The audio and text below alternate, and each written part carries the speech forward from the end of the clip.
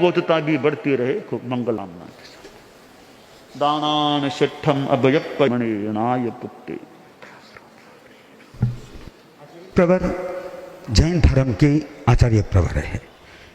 सरसंघ चालक एक संघ के प्रमुख है। और लक्ष्य की दृष्टि से देखें तो एक दृष्टि से लक्ष्य समान हो सकता है, और वह इस बात के लिए कि दोनों हिंदुत्व की रक्षा के लिए साधना कर रहे हैं। इधर आगम में एक बात आई है, हिंदुईवा, आत्मा का एक पर्यायवाची शब्द बताया या अभिवचन बताए, आत्मा को हिंदू कहा गया है। तो कुल मिलाकर के हिंदू के दो अर्थ हो जाते हैं, इधर आत्मा की रक्षा, इधर हिंदुत्व की रक्षा। तो दोनों का लक्ष्य मानो इस रूप में एक हो जाता है। तो आज पूज्य प्रवर की सन्निधि में सरसंघ चालक पहुंचे हैं, तो मैं कहना चाहूंगा आज के अवसर पर अपने विचार।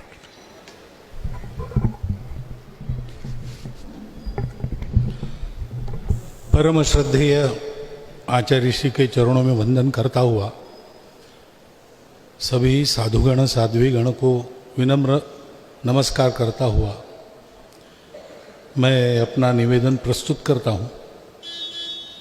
वैसे यहाँ तो मैं कई अच्छी बातें सुनने के लिए आता हूँ,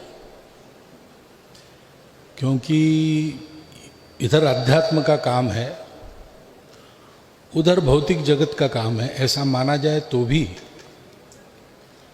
अपने देश में सब बातों का आधार अध्यात्म ही है।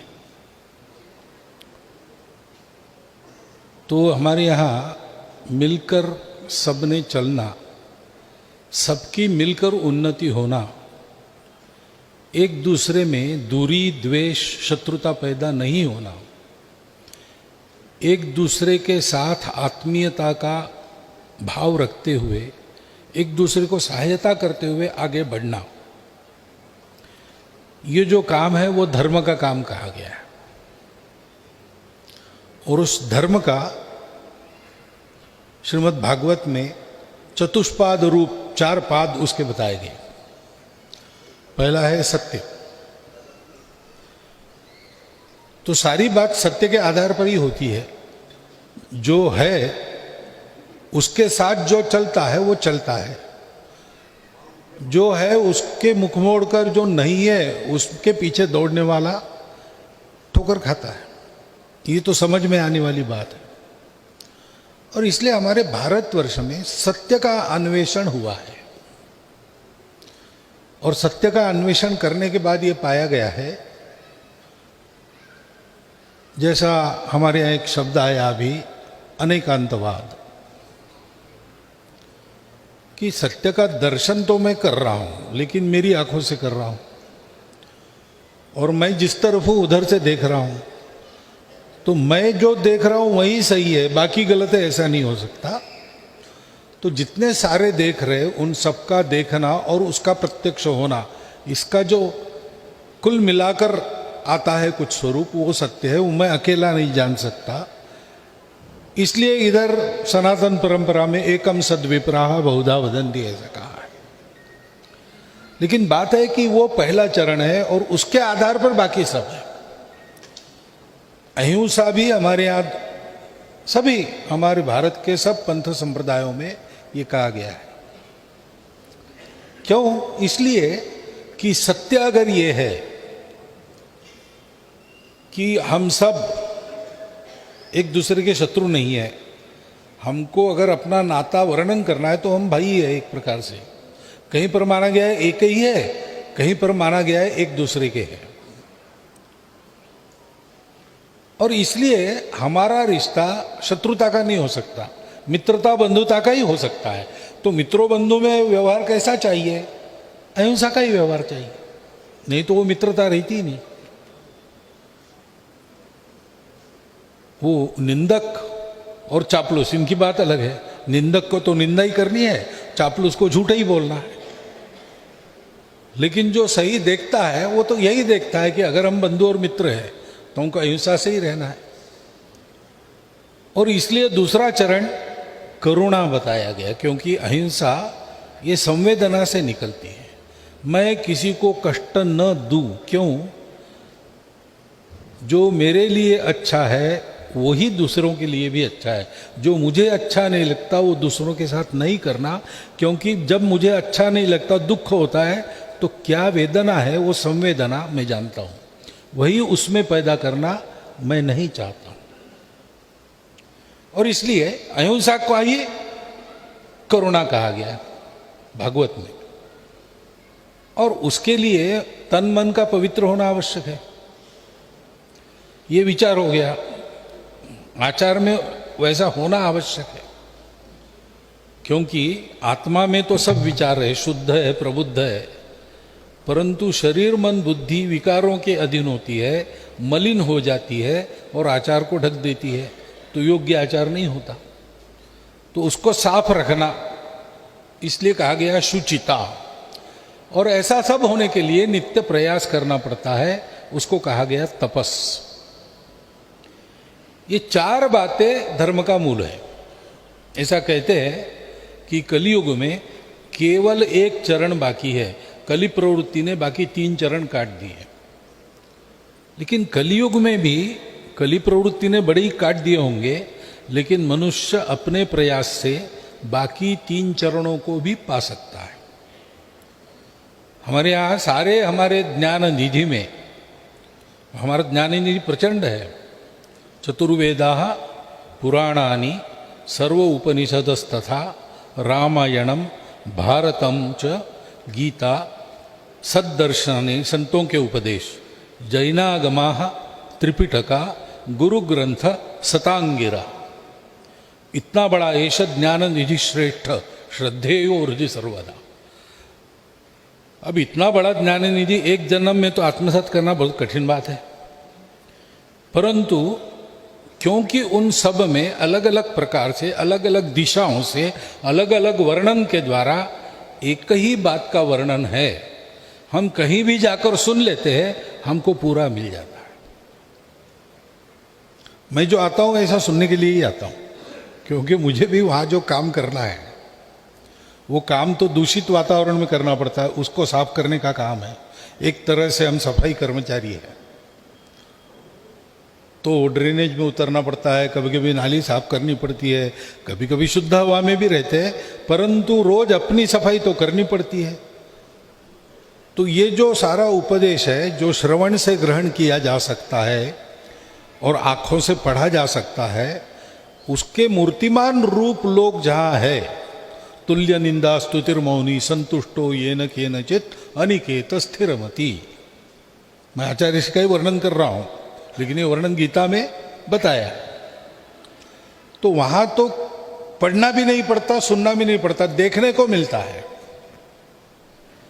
जो बात अपरिचित है, सुन के कुछ कल्पना आती है, पढ़ के कुछ कल्पना आती है, लेकिन देख ले तो पढ़ने सुनने की भी जरूरत नहीं, ऐसा होता है। तो इसलिए तो मैं आता हूं।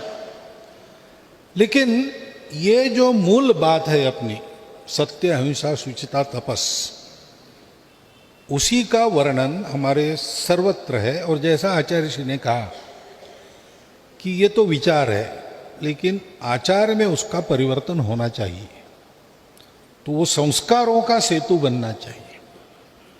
वो कैसे बनता है वो भी आ ही गया है, मैं मेरे अनुभव से बताता हूं, वही बात तो वही है।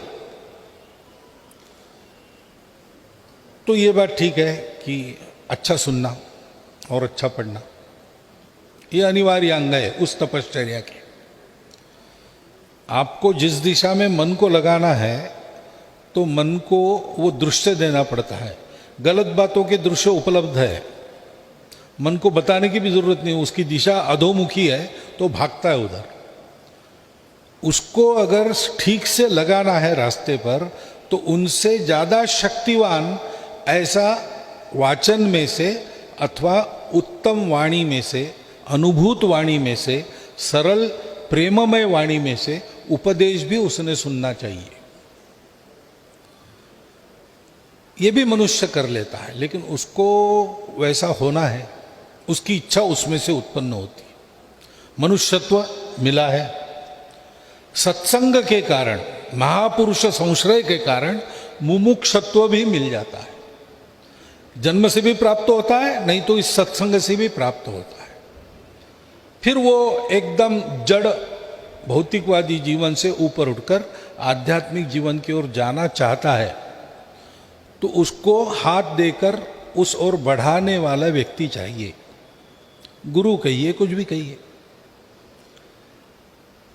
लेकिन उसको क्या करना है?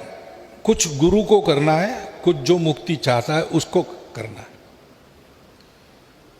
तो जिसको ये कराना है, लोगों को ऊपर लाना है, पहले उसको, वो किसी भी स्तर हो, उसको उस स्तर पर जाना पड़ता है, उनके जैसा बनना पड़ता है। अलौकिक होकर भी लोगों में रहना पड़ता है, लोगों के प्रति अलौकिक होकर नहीं जो, क्योंकि अलौकिक जो चरित्र है, चित्र है, लोग उसकी पूजा करते हैं, उत्सव करते हैं, लेकिन ऐसा करके उसके जैसा बनने की जिम्मेवारी से मुक्त हो जाते हैं। ये लोगों का स्वभाव है, मनुष्य का ये स्वभाव है। वो बहुत अच्छा है, सुंदर है, भव्य है, दिव्य है, लेकिन बहुत दूर है, मेरे बस की बात नहीं वहां तक जाना। तो मैं उसका तो जय जयकार करूंगा, जयंती पुण्यतिथि पूजा उत्सव सब करूंगा, मैं जहां है वहीं रहूंगा, अपना काम नहीं हो। लेकिन वो अच्छा है, तो फिर वो अच्छाई तक का जो रास्ता है, जो बड़ा कंटका किरण लगता है, मेरे जैसा कोई अगर 2 कदम आगे जा रहा है तो मैं उसका हाथ पकड़ के, वो जाता है मेरे जैसा ही है, तो 2 कदम तो मैं भी जा सकता हूं। तो गुरु को 2 कदम आगे उस रास्ते पर अपने शिष्य के निकट रहना पड़ता है। ये विशेषता है। हम सनातनी परंपरा में कहते गुरु गोविंद दोनों खड़े, काके लागू पाए। और गुरु के क्योंकि गुरु का सामर्थ्य है, गोविंद को भी सामने खड़ा रखता है। इतने सामर्थ्यवान गुरु है, लेकिन वो जब अपना काम करते हैं तो वो शिष्य के निकट, शिष्य को लगता है थोड़ा ही आगे है, उतना आगे जाके देखता है तो उसको ध्यान में आता है और थोड़ा आगे है। थोड़ा थोड़ा थोड़ा करके गुरु शिष्य को कितना आगे ले जाता है। ये शिक्षा देने की कला है। जिसको सिखाना है उसके स्तर पर आकर वो समझे ऐसा, उसका आगे बढ़ने का उत्साह कायम रहे, इतना आगे रहना। और शिष्य को यह करना पड़ता है कि गुरु ने अगर हाथ बढ़ाया तो मैं भी थोड़ा अपने पंजों पर ऊंचा खड़ा हूं, एड़िया उठाऊं तो मैं हाथ पकड़ सकूं। ऐसा जो आलसी है, जो कहता है कि गंगा अगर पवित्र है तो मैं बिस्तर पर लेटा हूं, मेरे पास आके मुझे पवित्र करे, तो गंगा के भी आकर पवित्र नहीं करती। एक ही बार हमने गंगा यात्रा निकाली थी, सारे देश में गंगा का जल लेके गए थे, लेकिन उसमें भी जिन लोगों ने अपने घर के बाहर रास्ते तक आने का कष्ट किया उन्हीं को मिला, बिस्तर पर गंगा नहीं मिलती।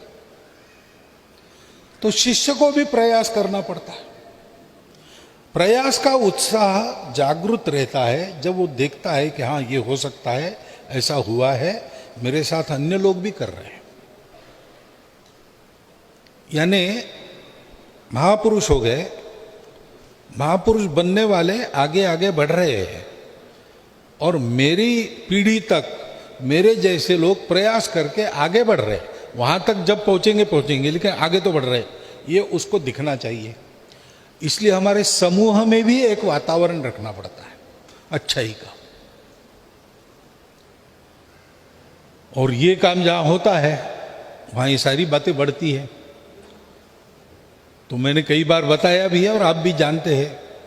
अभी मैं यहाँ बैठा सुन रहा था, दोनों प्रवचनों में मैंने सोचा कि मैं संघ का विचार और संघ की कार्य पद्धति ही सुन रहा हूं, तो इतनी समानता है। अब हमारे पास आध्यात्मिक अनुभूति वाले सब लोग हैं ऐसा नहीं है, इसी प्रकार सब काम करते हैं, लेकिन जितना वो आगे बढ़े अध्यात्म के बारे में उतना ही बोलते हैं हम संघ में, उससे ज़्यादा नहीं बोलते। हम बाकी सद्गुणों को बताते हैं, जैसे काम क्रोध से दूर रहो, तो आध्यात्मिक बात है ही, और अध्यात्म के बिना वो हो भी नहीं सकता पूरा, लेकिन एक मात्रा तक संयम तो रख ही सकता है आदमी। दूसरों के मन की चिंता करो, दूसरों को अपना कष्ट नहीं देना चाहिए, अपने कारण दूसरों को कष्ट नहीं मिलना चाहिए, ये तो कर ही सकता है आदमी। तो ये जो आचार है वो बनता कैसे है? छोटी छोटी बातें हम 2 कदम आगे की बताते हैं और आदत करवाते हैं। एक अंग्रेजी में एक वाक्यों का क्रम है, 4 वाक्यों का। Reap an action, sow an action, reap a habit. एक कृति बो, वो बार बार करते तो एक आदत काटो। जैसे बीज बोते हैं, आदत काटते हैं। तो sow an action, reap a habit, sow a habit, reap a nature. आदत पक्की बन जाती है तो स्वभाव का अंग बनने लगती है, और जब वो स्वभाव में आ जाती है तो sow a nature, reap a character, वो अपना शील बन जाती है। तो ये कैरेक्टर बनाना, राष्ट्रीय और व्यक्तिगत चारित्र्य बनाना, इसके लिए छोटी छोटी बातों की आदत कराना। आदत करने का काम कष्टकर है, तो आनंद का वातावरण रखना, सरल कार्यक्रमों के द्वारा आनंद कराना, उसकी आदत कराना, आत्मीयता का वातावरण रखना, तो आदमी उस पथ पर जाने अनजाने बढ़ते रहता है। और जब समझने की उसकी पात्रता आती है, तब वो जानता है कि मैंने जो किया है वो क्या है और आगे जो करना है वो क्या है। ऐसा ये काम अपना चलता है। और उसके लिए और एक बात आवश्यक है, बीज बो, ऐसे ही कहावत है ना, सो ए हैबिट। तो बोने के लिए बीज चाहिए। पहली बात, बीज है तो वृक्ष मिलेगा, बीज ही नहीं है तो वृक्ष नहीं मिलेगा। लेकिन केवल बीज होके नहीं चलता, जमीन चाहिए, और जमीन तैयार चाहिए। फेंक दिया बीज जमीन पर तो बहुत कम जमीन ही पहले से इतनी तैयार है कि जहां बीज पड़ा तो अंकुरित होता है। बिहार में अपने टाल क्षेत्र है, गंगा के दहाने में प्रतिवर्ष बाढ़ आती, गंगा सारा वो अपनी मिट्टी लेके वहां आ जाती, 4 महीने रहती, चली जाती। जाने के बाद गंगा के वो मिट्टी वहां रह जाती। उसमें अगर चना आपने फेंक दिया तो फिर आपको काटने के लिए ही जाना है, इतनी उपजाऊ। लेकिन ऐसा कम रहता है। मनुष्यों में भी जो जन्मतः पूर्व कर्मों के कारण तैयार होके आए हैं, इसलिए कुछ छोटी बात बन जाती है जिससे एकदम वो बीज उनमें पनपता है, क्योंकि वो पहले से तैयार है। सामान्य तो समाज की अवस्था ऊसर जमीन जैसे रहती है, उसको तैयार करना पड़ता है। और ये तैयार करने का काम अपनी आत्मीय निकटता करती है, क्योंकि सब में आत्मा है, सब एक ही है अथवा एक दूसरे के है। तो हम सबको देखते हैं तो अपनत्व की दृष्टि से, कुछ उनके बारे में करते हैं तो उनके कल्याण की दृष्टि से, कुछ उनको सुनाते हैं तो उनका हित हो ऐसा ही सुनाते हैं। ऐसा जब व्यवहार रहता है तो मनुष्य उस आदमी का कहा हुआ करने की प्रवृत्ति, माता का सुना उस बालक ने, माता कोई बड़ी तत्वज्ञ रही होगी वगैरह ऐसा नहीं, लेकिन माता की जो ममता है तो पुत्र सदा उसका अंकित रहता है। और इसलिए माता ने कहा झूठ बोलना पाप है, इसका मतलब झूठ बोलना पाप है। कोई सबूत की आवश्यकता नहीं, तर्क की आवश्यकता नहीं, किस ग्रंथ में हो बताओ, कोई जरूर नहीं। हमारी माँ ने कहा है, अपने आदमी ने कहा है। आप्त वचन प्रमाण, ऐसा एक प्रमाण का प्रकार भी है। जब मनुष्य की क्षमता नहीं थी प्रत्यक्ष देखने की या तर्क से अनुमान तक आने की या देखने वाले बातों से अनुमान लगाने की, तो आखिरी बताया आप्त वचन। जो अपना है उसका कोई अपना स्वार्थ नहीं है, उसका वचन प्रमाण है। इसलिए संत वचनों पर शंका करने का कारण नहीं होता, क्योंकि संतों को कुछ नहीं चाहिए, अनिकेत है, वो स्थिरमति है, उनको निंदा स्तुति से कोई फर्क नहीं पड़ता। और उनको संतुष्ट करने के लिए कुछ नहीं करना, छोटी सी बात से संतुष्ट हो जाते। उनका अपना कोई स्वार्थ नहीं रहता, सबके प्रति प्रेम रहता है। वो अगर कहते हैं तो वो सही होगा, नहीं तो वो हमको नहीं कहते। ऐसा संबंध बन जाता है तो जमीन तैयार होती है। वहां फिर आप बोलकर अपनी कृति को उदाहरण स्वरूप उसके सामने रखकर अथवा श्रवण के द्वारा कुछ बीज डाल देते हैं तो वो जरूर अंकुरित होता है और बड़ा होता है। ये जो मनुष्यों को संस्कार देने का शास्त्र आज करने की बहुत ज़रूरत है। महाराज जी ने बिल्कुल ठीक कहा। सर्वत्र दुनिया में पहली समस्या कौन सी है? संस्कार लोग हैं। बाहर के बहुत है, मैंने बाहर की बातों का उल्लेख किया जाए तो लंबी सूची है, लेकिन मैं कहूँ कि भद्दी आदतें डालने वाले वीडियोस से लेकर तो तालिबान तक सभी संकट है, सबको है, सभी चिंतित है। लेकिन अगर मैं इतना पक्का हूं कि मेरा कुछ नहीं बिगाड़ सकते तो मुझे चिंता करने की आवश्यकता नहीं। डरना इसलिए पड़ता है कि हम मजबूत नहीं है, इसलिए हम इस दृष्टि से सबल बन जाए। इसका मतलब है प्रत्येक घर में ये संस्कार हो, और वो हम अभी से शुरू कर सकते हैं। यहाँ जो गृहस्थ बैठे हैं अभी से शुरू कर सकते। क्या करना है? अपने घर में सदाचार का वातावरण रखना है। घर के बड़े लोगों का उदाहरण चाहिए, उनके उदाहरण गलत नहीं होने चाहिए। बच्चों को जो है वैसा है ऐसा बताना चाहिए, जो सही है वो बताना चाहिए, जो सही है वो करना चाहिए, और प्रेम से उनको समझाना चाहिए। अच्छा पढ़ना, अच्छा सुनना, अच्छा चिंतन करना, इसमें उनको लगाना चाहिए।